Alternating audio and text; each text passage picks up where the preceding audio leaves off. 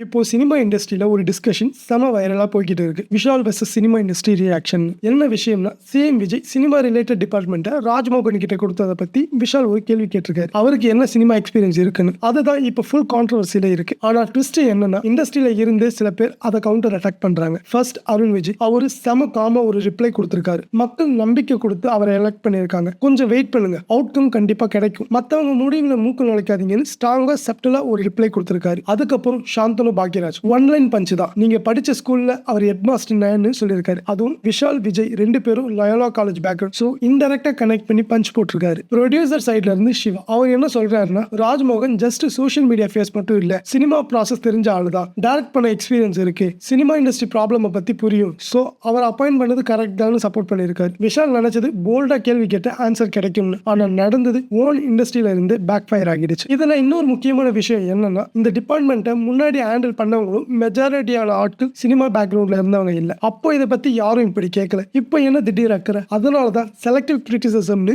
சில பேர் கவுண்டர் கொடுத்திருக்காங்க. ரியாலிட்டி என்னன்னா, இண்டஸ்ட்ரியில இருக்கிற ப்ராப்ளம் எல்லாம் விஜய்க்கு தெரியும். Salary issue, theatre issue, OTT pressure எல்லாருக்கும் தெரிஞ்ச விஷயம் தான். அதனாலதான் இண்டஸ்ட்ரிக்கு பரிச்சயமான ஒருத்தரை சூஸ் பண்ணியிருக்காரு. அதை சப்போர்ட் பண்ற சைடும் இருக்கு. கொஸ்டின் கேட்கறது தப்பில்லை, ஆனா டைமிங்கும் கன்சிஸ்டன்சியும் ரொம்பவே முக்கியம். அதையும் சமமா கேட்கணும். அதனாலதான் இது இப்போ டிஸ்கஷன் ஆகியிருக்கு. உங்க ஒப்பீனியன் என்ன? விஷால் கேட்கிற கன்சர்ன் ஜென்யூனா இல்ல அன்னெசரி கான்ட்ரோவர்சியா? கமெண்ட்ல சொல்லுங்க. இது போல இன்ட்ரெஸ்டிங்கான இன்ஃபர்மேஷன் நியூஸ் தெரிஞ்சுக்க மறக்காம நம்ம சேனலை சப்ஸ்கிரைப் பண்ணிட்டு சப்போர்ட் பண்ணுங்க. நன்றி.